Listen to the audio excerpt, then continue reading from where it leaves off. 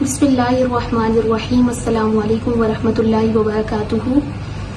ہم اللہ رب العزت کی ذات کا جتنا شکر ادا کریں اتنا کم ہے کہ اس نے ہمیں مسلمان پیدا فرمایا اور اسلام جیسا خوبصورت دین عطا فرمایا جس کی ابتدا بھی قربانی سے ہوتی ہے اور انتہا بھی قربانی سے ہوتی ہے۔ آپ جانتے ہیں کہ ذی الحج کے مہینے میں مسلمان حضرت ابراہیم علیہ السلام کی یاد کے طور پر قربانی کرتے ہیں، سنت ابراہیمی کے طور پر۔ اور اسی طرح اگر محرم کی بات کریں تو محرم بھی اسلامی تاریخ میں ایک بہت اہمیت کا حامل ہے، بہت اہمیت رکھتا ہے کہ کس طرح خانوادہ رسول صلی اللہ علیہ وآلہ وسلم نے اسلام کے لیے کتنے مصائب، کتنی پریشانیاں اور تکلیفیں جھیلی، کس طرح امام علی مقام نے اپنے خانوادے کے ساتھ لے کر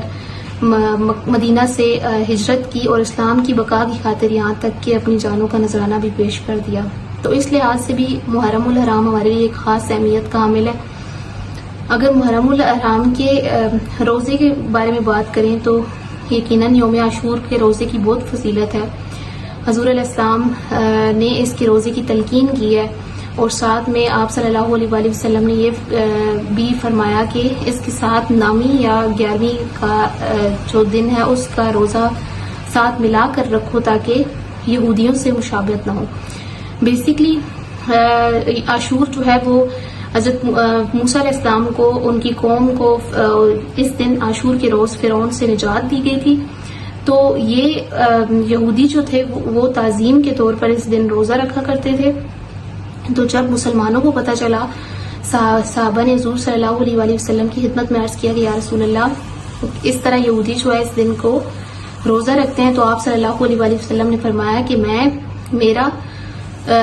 تمہاری جانوں پر زیادہ حق ہے، یعنی کہ حضرت موسیٰ علیہ السلام کی تعظیم کے طور پر وہ اپنی خوشی کے طور پر ایک یوم عاشور کے دن روزہ رکھا کرتے تھے کہ ان کو فرعون سے نجات ملی۔ تو حضور علیہ السلام نے بھی مسلمانوں کو تلقین کی کہ وہ یوم عاشور کے دن پر روزہ رکھیں، لیکن حضور علیہ السلام نے ساتھ یہ بھی فرمایا کہ اس کے ساتھ 9ویں یا 11ویں کا روزہ ملا کر رکھو تاکہ یہودیوں سے تمہاری مشابہت نہ ہو۔ تو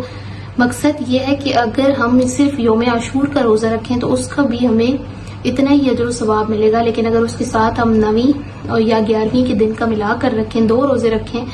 تو یہ ہمیں ہماری جو ہے وہ انفرادیت کا پہلو ایک رکھتا ہے کہ ہمارا یہودیوں کے ساتھ کمپیریزن اس وے میں نہیں ہوتا۔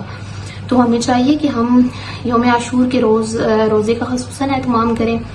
اور ان 10 دنوں کو بہت سادگی اور عاجزی کے ساتھ گزاریں۔ میں یہ نہیں کہتی کہ آپ اسپیسیفکلی انہی 10 دنوں میں حضرت امام حسین کی قربانیوں کو یاد رکھیں اور اسلام کی جو تعلیمات ہیں ان پر انہی خاص دنوں میں عمل کریں، بلکہ سارا سال ہمیں چاہیے کہ ہم ان کی قربانیوں کو یاد رکھتے ہوئے سب سے بڑھ کر جس طرح انہوں نے اپنی جان کا نذرانہ پیش کیا جب وہ سجدہ کی حالت میں تھے، تو اس سے سب سے بڑا سبق ہمیں یہ ملتا ہے کہ ہم اپنی نماز کو کبھی بھی نہ چھوڑیں، کبھی بھی ترک نہ کریں، اس کے بارے میں کبھی بھی کمپرومائز نہ کریں، اسپیشلی اپنے فرائض کے بارے میں کبھی بھی ہم کوتاہی نہ برتیں۔ اسی طرح اگر حضرت امام حسین علیہ السلام کی تعلیمات پر عمل کرنے کی بات آتی ہے تو سب سے بڑھ کر ہمیں اپنے باطن کو پاک کرنا ہوگا۔ ہمارا ظاہر تو سب انسان دیکھتے ہیں، ظاہر میں تو ہر کوئی اچھا ہوتا ہے، لیکن اصل حسینی مقصد کو ہم تب پا سکیں گے جب ہمارا باطن پاک ہوگا، جب ہم سب کے لیے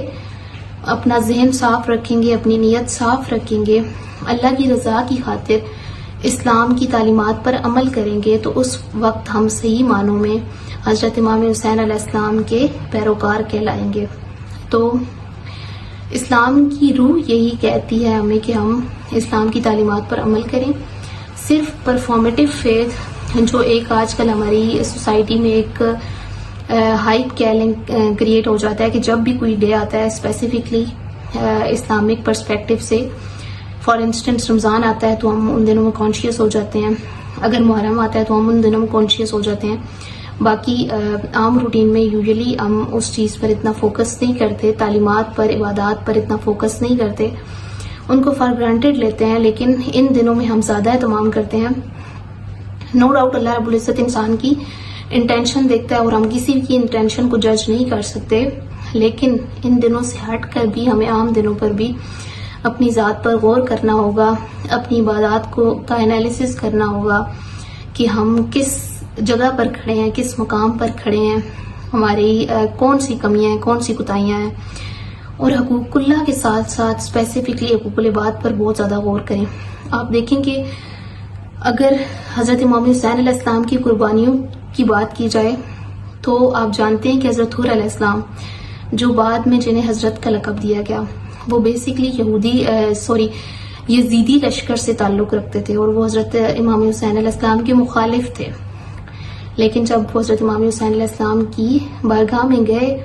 تو امام حسین علیہ السلام نے انہیں اور ان کے لشکر کو اور لشکر کے جتنے جانور تھے، جتنے سپاہی تھے، سب کو پانی دیا، پانی سے سیراب کیا۔ تو حور علیہ السلام حضرت امام عالی مقام امام حسین علیہ السلام کے اس خوبصورت حسن اخلاق سے متاثر ہو کر بہت متاثر ہوئے اور آپ نے اپنے آپ کو حضرت امام حسین کے سامنے سرنڈر کر دیا اور یہ کہا کہ آپ مجھے نجات دے دیجئے۔ تو حضرت امام عالی مقام نے فرمایا کہ تو اس دنیا میں بھی آزاد ہے، میں اپنے نانا جان کی خدمت میں عرض کروں گا کہ تو اس دنیا میں بھی آزاد ہے اور آخرت میں بھی آزاد ہے۔ تو آپ دیکھیں کہ اگر حضرت امام حسین کی تعلیمات پر ہم غور کریں تو انہوں نے کس طرح سے اپنے حسن سلوک سے لوگوں کو جو ہے وہ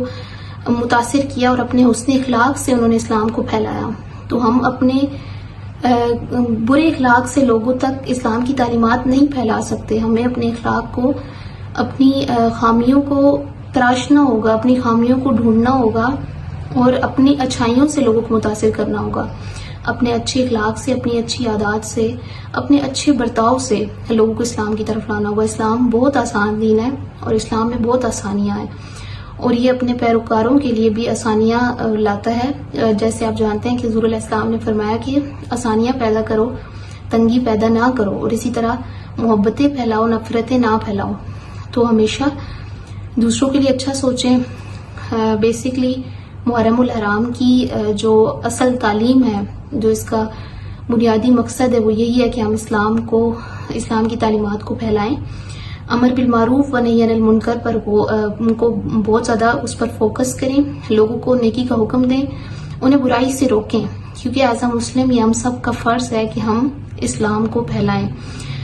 کیونکہ حضرت امام حسین علیہ السلام اور ان کے خانوادے نے جس طرح سے اسلام کی بقا کی خاطر قربانیاں پیش کی اور ہمیں اسلام جو ہے وہ ایک تحفے میں دیا، اگر ہم دیکھیں تو ہم نے تو اسلام کی خاطر کچھ بھی نہیں کیا، لیکن ہم ایٹ لیسٹ اتنا کر سکتے ہیں کہ ہم برائی کو دیکھ کر اس کو برا کہیں،